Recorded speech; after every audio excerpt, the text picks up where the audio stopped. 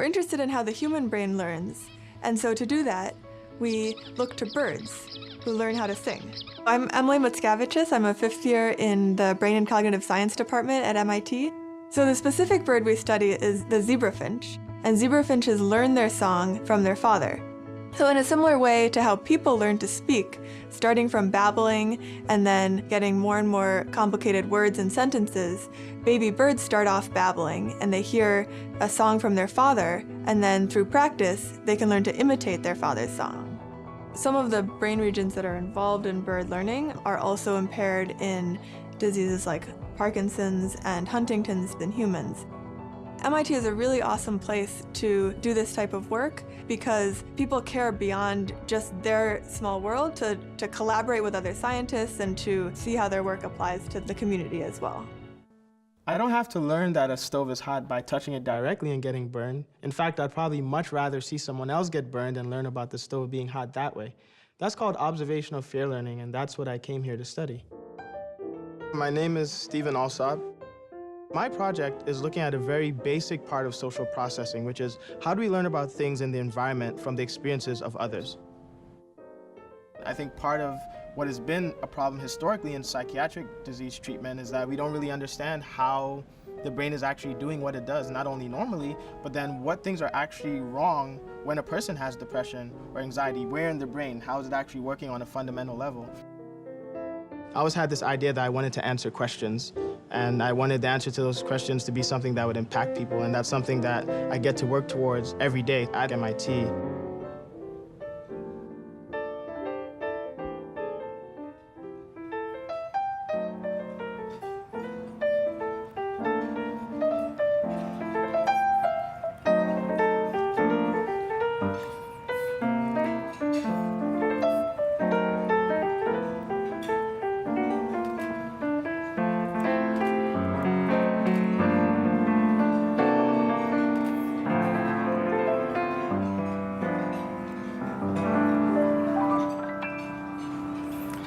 You know, thank you.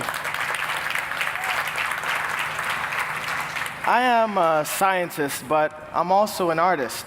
And I try to wear those hats all of the time because the science gives you order, logic, a methodology for approaching problems that when you come to the answer, you can be certain that you're approaching truth. But the art, that creativity, the willingness and ability to approach problems from new, exciting, and unexpected directions, that's also very important to being a good scientist. Yes, you have to master the foundational knowledge, and you have to memorize the formulas, but those concepts and ideas can often be combined in new and unexpected ways. See, we learn and we observe with our minds, but we create with our hands. We improvise just like jazz. And improvisation is a powerful tool for pushing the boundaries of what we know and how we get there. And this is what we do every day here at MIT. The sharpest minds and the most talented hands with one common goal, creating a better world. And here to help lead us towards that goal is our president, Rafael Reif.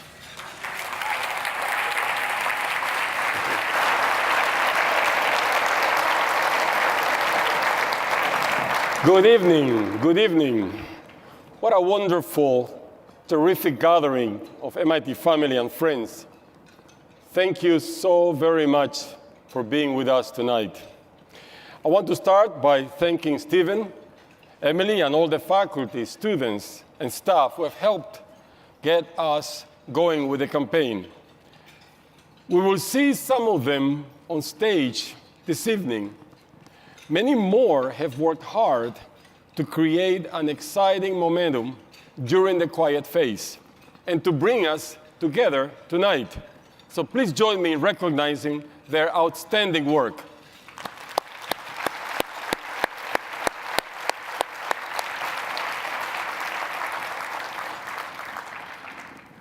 This evening, we will experience a small sample of the minds and hands of MIT. Their projects and aspirations are inspiring, yet they represent just a fraction of the tremendous depth and breadth of MIT. The voices we hear tonight are a perfect expression of the MIT values that unite all of our voices: excellence, meritocracy, boldness, humility, curiosity, a passion for difficult problems, and a strong desire to do good for humanity. Thanks to the kind of talent we see and hear this evening, MIT has been from its very beginning a magnificent human machine for inventing the future. With that kind of talent, we can push past the boundaries of human understanding. We make new ways of seeing, and we see new ways of making. We inspire our students, and they inspire us right back. With that kind of talent, we can take on great challenges, and through clear-eyed, hands-on problem solving, we deliver new technology, new tools, new industries, new seekers, and new solutions. And we open wild new frontiers. When we bring these superb makers and doers to our campus, when they discover this creative community that embraces them, when they inspire each other to break new ground, and when we give them the resources to fuel their ideas, there is just no limit to the good they can do. In a sense, MIT's greatest invention may be MIT itself, an unusual concentration of unusual talent, forever reinventing itself on a mission to make a better world. Tonight we celebrate a campaign to invent the answers that society needs now. Tonight we celebrate the MIT campaign for a better world. Let's get started.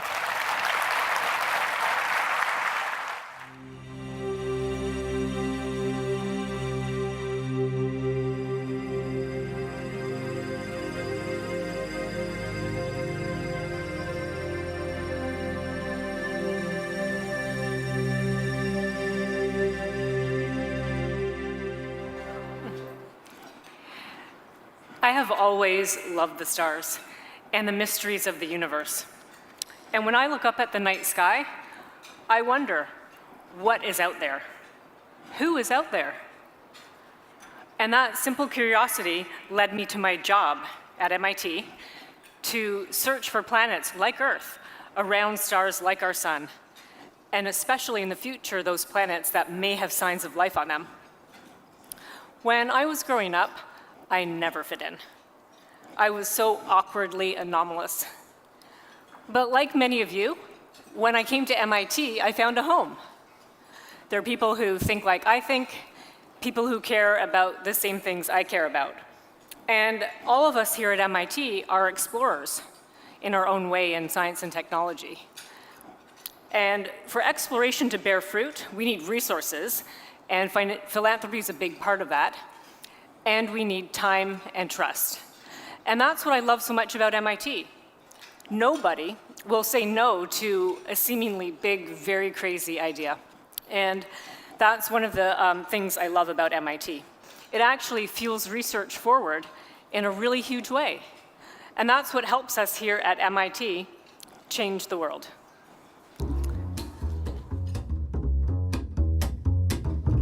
Professor Sarah Seeger, Massachusetts Institute of Technology. We're looking for planets like Earth around nearby stars like the sun. And what we hope to do is to find signs of life on those planets by looking at their atmospheres for gases that don't belong. One thing we're trying to understand is, how did our Earth form and evolve to how it is today? And by finding many other planets we can in the future identify as Earth-like, we're going to try to answer that question. TESS stands for Transiting Exoplanet Survey Satellite. TESS is a satellite that holds a special payload of 4 identical cameras. TESS will tile the entire sky in 2 years. Maybe it turns out my legacy were different things, that led to finding signs of life. I'm grateful that MIT supports me. And in my mind, the most impactful thing I can help the world do is find other planets like Earth and help us to understand our place in the cosmos.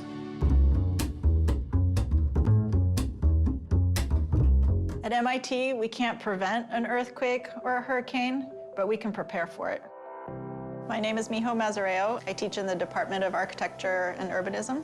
My parents currently live in Kobe in Japan, where they had the earthquake in 1995. I was volunteering and noticed how chaotic the city was. And ever since then, I've been working on researching different effects of earthquakes, how to prepare for earthquakes. An example of a project which clearly brings together art, design, and technology are these emergency preparedness hubs, which we call prep hubs. If a disaster strikes, the dual function prep hubs become a meeting point to receive resources from emergency management and to connect with family. These problems are much bigger than we are, and so we really need to work at it from all different angles. For earthquakes, hurricanes, and flooding, our lab is about being ready for that.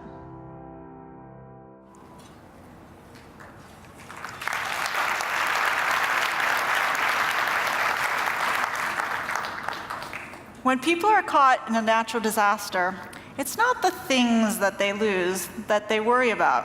It's their loved ones. I moved specifically to MIT to be able to start the Urban Risk Lab, because the kind of work that I do requires a community of people from many different disciplines who are willing to collaborate and work selflessly to find solutions to complex problems that affect real people. There is nowhere else that could support that kind of true collaboration. At MIT, I can literally walk across the hall to get expertise and inspiration. None of us could do that so easily anywhere else. Our lab is dedicated to designing spaces that have a dual purpose, spaces that collect people and communities before and after an earthquake, places that are embedded with communication, technology, and resources, places where children can play every day. But if an earthquake happens, those same spaces help to reduce panic and help loved ones connect to each other. At MIT, we can't prevent disasters from happening. But if they do happen, we can help. And more importantly, we can prepare better by designing buildings and cities to be more resilient. At MIT, we're working to help find solutions for everybody and improving lives all around the world.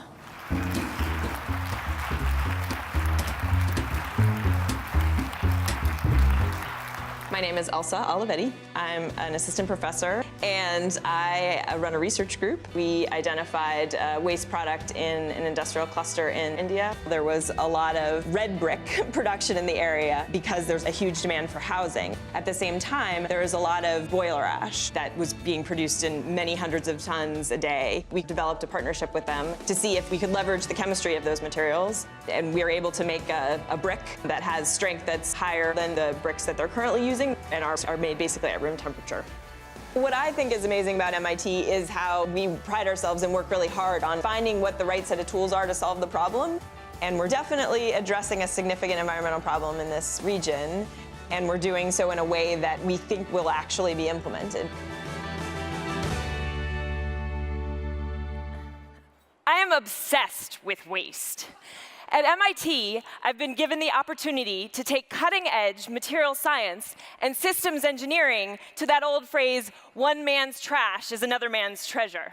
In this project, in northern India, we were working with a community where on one end of town, local industry was producing the equivalent of 12 elephants worth of waste ash each day, and the other end of town was suffering from soil erosion as they dug up vast quantities of clay to meet the ever-growing housing demand. And this brick lets that ash trash become housing treasure, our proposed single solution to those three challenges. And I know we're on the right track when the mason, who's been making bricks his whole life, picks up this brick, taps it, and says, "This feels like a brick." That is so rewarding. MIT is the ideal place to solve problems by thinking at the molecular and the planetary scale, to restructure a brick while considering the resilience of cities and the impact of community. MIT empowers us, and with your help, provides resources to find solutions. Resources and time, because some ideas can take a decade to come to fruition. Resources, time, and trust. Because exploration isn't just about finding the things we set out to find, it's the freedom to pursue the things we didn't expect to find. And that will lead to something that can change the world.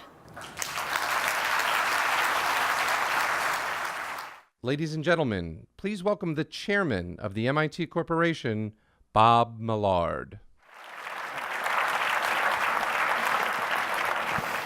God, what a night. Mio, Elsa, Sarah, thanks for those peeks.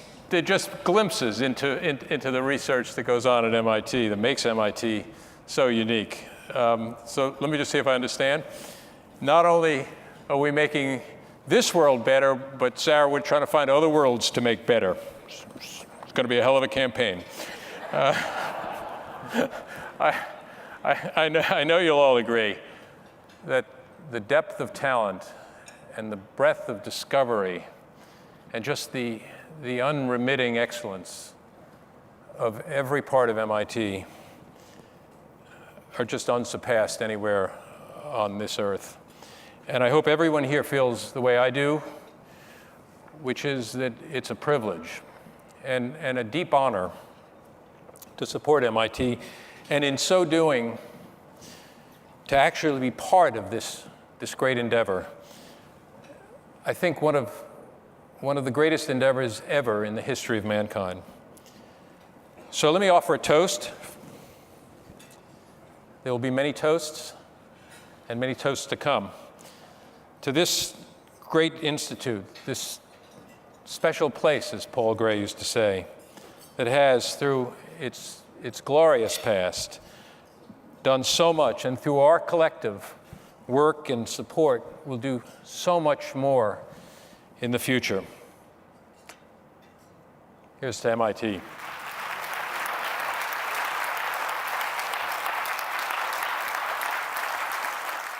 Hi, my name is Drew Houston. I'm co-founder and CEO at Dropbox. And I really wish I could be with all of you in person, but I'm certainly there in the spirit. MIT was just an amazing springboard for starting Dropbox. Part of it is the culture and the people and all of our friends who we live with, who we brought into the company. At MIT, I was literally living in the future. On campus, there's Project Athena. You can sit down at any of thousands of workstations and everything follows you around. Your files, your whole environment is just taken care of. So imagine my frustration. I graduate and it's back to the Stone Age. I'm carrying around a thumb drive, I'm forgetting it, I'm sending myself emails with files attached to them, and then it dawned on me, wait, we've solved this problem, but nobody's really built that solution for the rest of the world. And so that's part of where the idea for Dropbox was born. I don't think people even realize the deep legacy of entrepreneurship at MIT. You can't go a day without touching something created by an MIT inventor or MIT entrepreneur. And I think this film tells the story. Okay, so what if there were no MIT? Well, then there also might not be an internet, or email, or Ethernet, or a place for all those digital things you like to store in some cloud. You'd also have to give up holograms, a spreadsheet, 3D printing, GPS, and those cool computer-generated explosions in some of our favorite movies. You'd need to give back X-ray, handheld calculators, disposable safety razors, secure online shopping, HDTV, optogenetics, the solar house, microprocessors, Oscar Wow, Jack Flory, and, well, there'd be a whole lot less biomedical engineering. Theoretically speaking, we're going to need to forget Theory X, Theory Y, Chaos Theory, Black Scholes, Little's Law, quarks, computational origami, modern meteorology, and linguistics. There'd be way less artificial intelligence, and for that matter, a whole lot less real intelligence as well. You need to do without the queen of carbon science, the father of modern economics, and the leaders of the European Central Bank, banks of Israel, Chile, Cyprus, India, England, and the US Federal Reserve. We will need to eliminate some languages, like Java and C#. Forget about text-speech recognition. Erase your texts and assume your phone is no longer as smart. We may as well go back to the first machine age. Who would miss out on the first African-American architect? And there would be so much to unimagine and undesign. Rockefeller Center, the Lincoln Memorial, and that cool glass pyramid at the Louvre. We need to put an X through edX, MITx, and MIT OpenCourseware, which would help to uneducate over 100 million people and delete that online education revolution. By the way, we're also going to need to give up our national water quality standards and sewage treatment. We'll unlaunch 9 flights to the moon, 6 lunar landings, 3 manned Skylab missions, and the future of space travel. There goes our understanding of nanoscale and our ability to see through brains. We'd have to unmap much of the human genome. We no longer have the first woman to chair the U.S. Nuclear Regulatory Commission. As a side note, we need to give up the DC-9, DC-10, F-15, printable robots, biomechatronics, liquid metal batteries, artificial skin, rayon, radar, metallurgy, solid-state transistors, CT scans, and condensed soup. Of course, this is just a partial list. An actual list would be exponentially longer and ever-growing. But fortunately, we don't have to give progress back. MIT is here. Our ideas never stop, and our ability to innovate is infinite.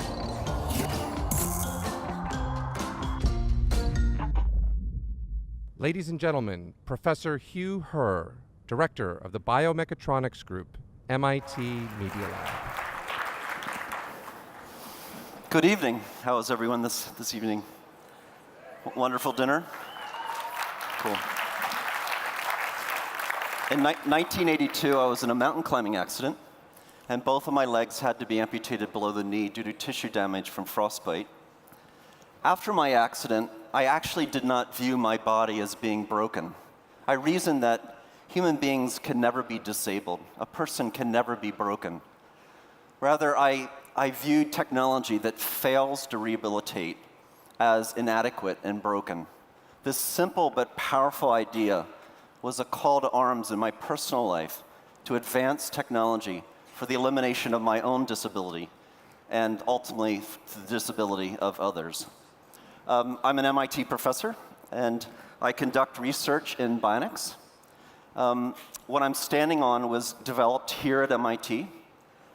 My bionic legs comprise 6 microprocessors, 24 sensors, and muscle-like actuators. With bionics, I'm freed from the shackles of disability. I can run, dance, and skip. I can do whatever I want to do. Thank you.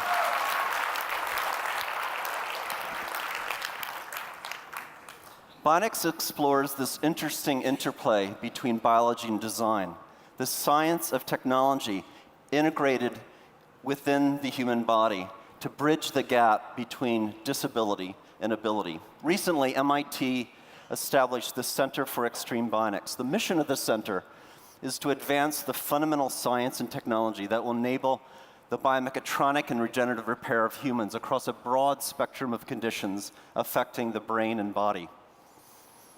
To underscore the power of bionics to increase quality of life for so many people, even today, we have a short film to show you of Corporal William Gadsby, a Marine. In the film, he'll be walking up and down steep mountains near his home in California. Corporal Gadsby was struck by an IED in Iraq in 2007 and lost his right leg. And today, he's using bionics to restore his capability, bionics that were developed here at MIT. So let's run the video, please.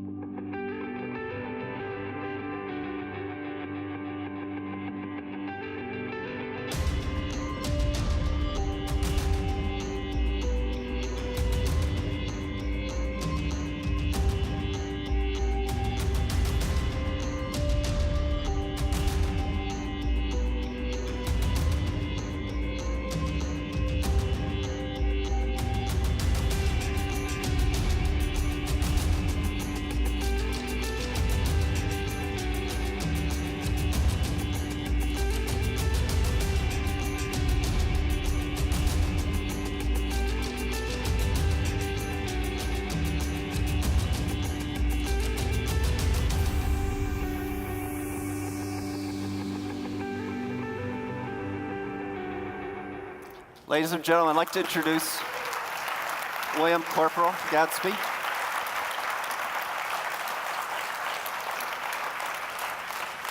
Thank you, thank you. This is a story of bionic resurrection. I'm not going to necessarily address the physical death I suffered by losing my leg. When I was wounded, I died as a Marine. No longer was I out there doing my job with my sense of purpose of hunting down and killing terrorists. Thank you.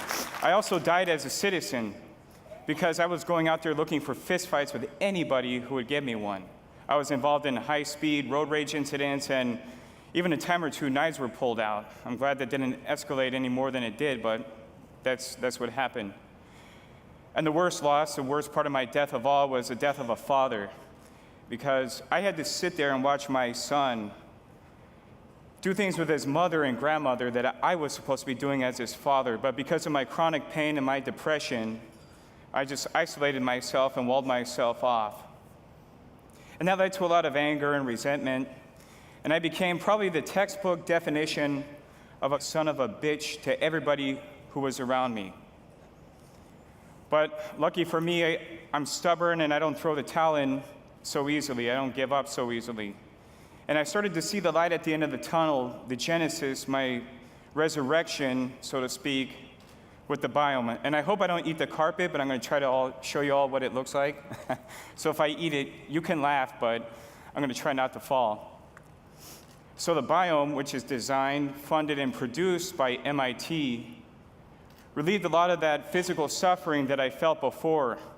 It gave me a lot of confidence to get back out there in the world and to kick ass again. I eventually went back to college, I got a graduate degree, and I became a psychotherapist. So I can help others. Thank you.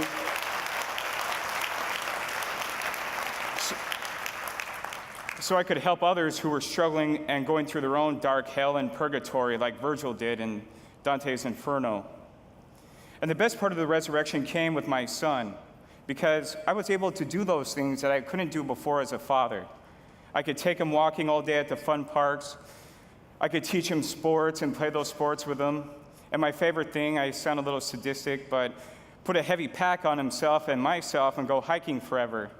And then I have to admit, I'm going to laugh a little bit because I enjoy this, when he complains that we've walked too far, you know? I'll enjoy it now until he's a teenager and he gets his revenge on me. But for all my caterwauling up here, I hope there's a couple lessons that are kind of taken from this. And one of them is that the biome is a revolutionary innovation that's not just going to affect me or other amputees, but the technology and the motivation behind it's going to go to affect other folks that have other problems, and as we age, other technologies that'll come out of this. And that darkness is around all of us. Loss is constantly taking things from us. But as long as you pick up and keep moving, and you never surrender, and you never quit, you too can live a life fulfilled with honor and purpose. I'd like to thank Dr. Herr, Bionics, and every person in this audience tonight. Thank you very much. And as us Marines say, Semper Fidelis. Thank you.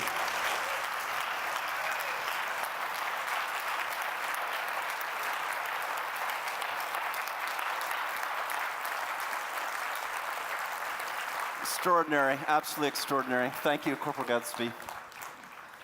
Approximately half the world's population suffers from some form of cognitive, emotional, sensory, or motor condition. And because of poor technology, too many people have these conditions, have a disability, and a poorer quality of life than is sought. I believe strongly that basic physiological function should be a part of our human rights. Each person in the world should have the right to live without a debilitating disability if they so choose. To achieve these rights, we need to, as a society, embrace the basic proposition that there's no such thing as disabled people. There's no such thing as a broken human being. There are only inadequate technologies, broken technologies. We, the people, can transcend limitations through technological innovation.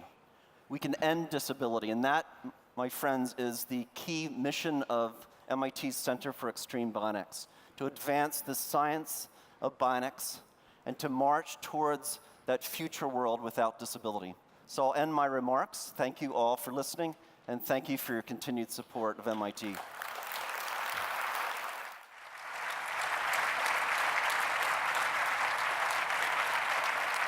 Thank you for doing this. Pleasure to meet you. Thank you for doing this.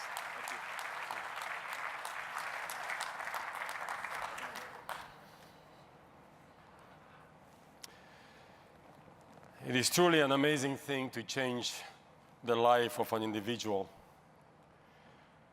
And when doing so, it's also a step on the path to changing the world. We get to witness the future as invented by the people of MIT. We embark today on a bold campaign to deliver that tomorrow, a future in which we achieve our highest aspirations for the world. And tonight, we ask everyone here to join us in the challenge to raise $5 billion to tackle humanity's great global challenges through the vision and talent of the people of MIT. Many of you here have joined in this work already. I offer special recognition to our 6 campaign co-chairs, Mark Gorenberg, Mohammed Jamil, Terry Reagan, Art Sandberg, Carmen Thane, and Barry Zesiger. To our honorary campaign co-chairs, John and Cindy Reed, and to the chairman of the MIT Corporation, Bob Millard. Like many of you, they've generously given their time, insight, resources, connections, and leadership, and we are deeply grateful to them.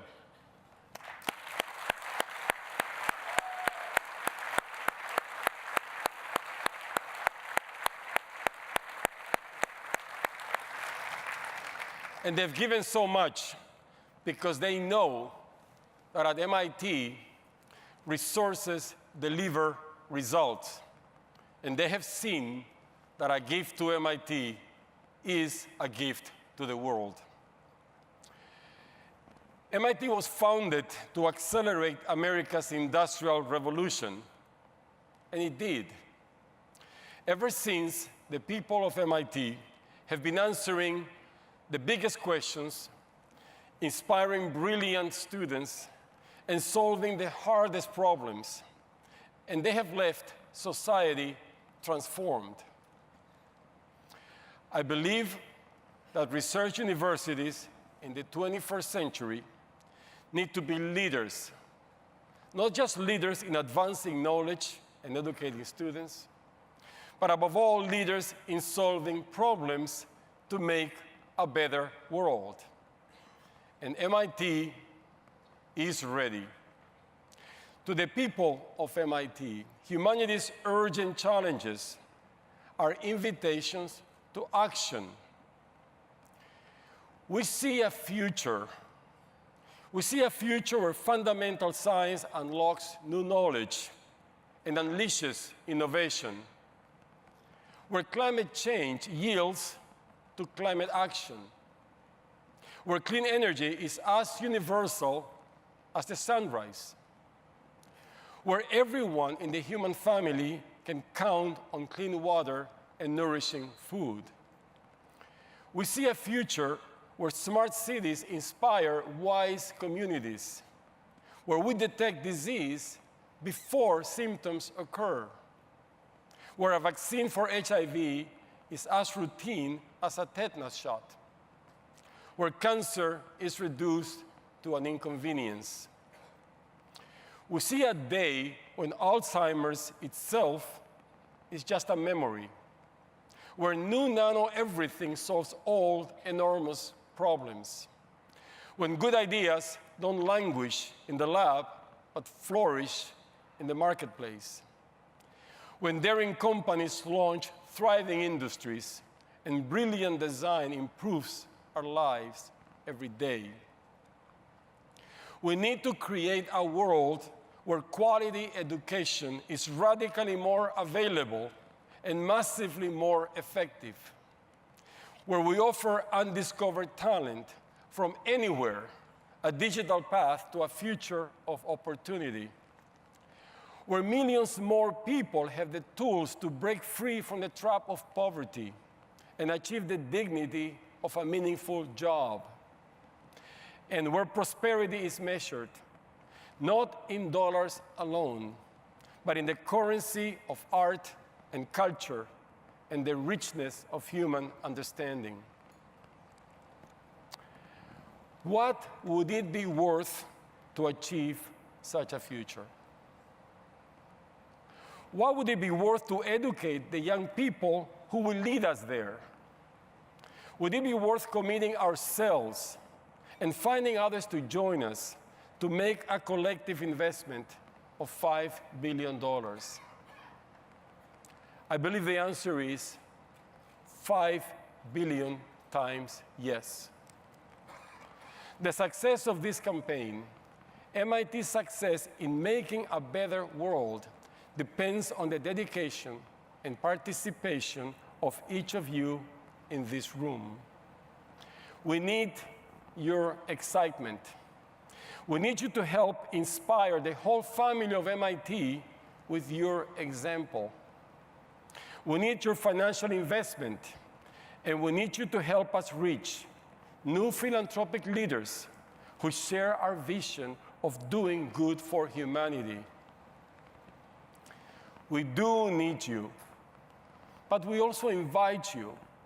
We invite you to take a deeply meaningful ride with us. We are inviting you to join us in inventing the future. This is the MIT Campaign for a Better World.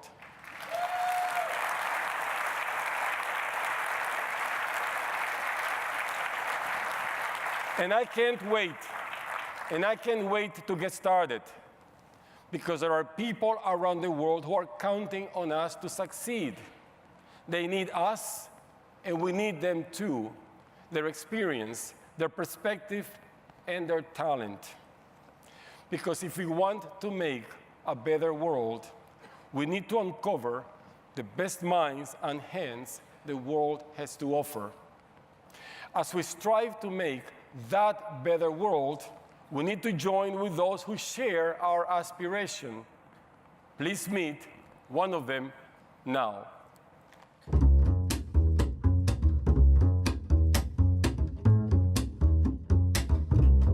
My goal is to master computer science, but also improve the education system. I was born in Jabalpur. It's a small city in India. I've always been interested in circuits and electronics. I found all computer science really interesting.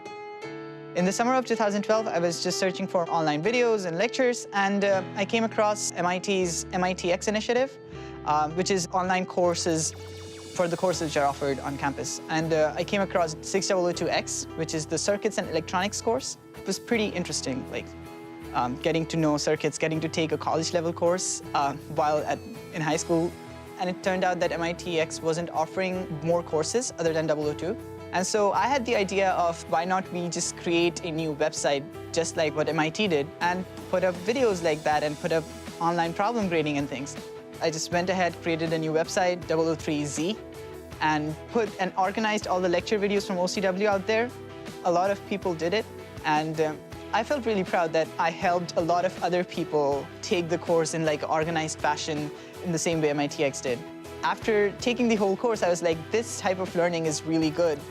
And so I went ahead, applied to MIT, and got in. I think there's a better way to teach people. I think there's a better way we could organize our education system. That is something which I would want to do. I think MIT does a really great job attracting people who are passionate about changing the world and bringing them into this one place where they could collaborate with each other, have new ideas, and go out there and improve the world.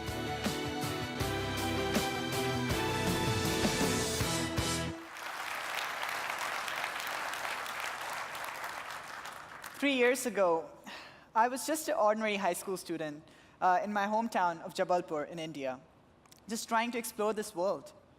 And on Pi Day, I got my admissions letter from MIT.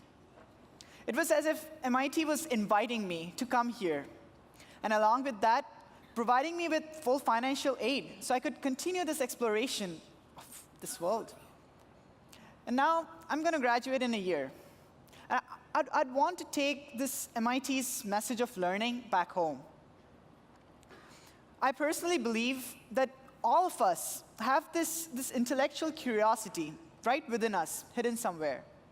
And real learning starts when that curiosity gets ignited. And that's when you learn because you just want to learn. You learn because you found that motivation inside of you. At MIT, I found people who were just like me, people who wanted to learn, people who had that curiosity within them. Just learn and explore. And once they're done with that, to step outside and make a better world.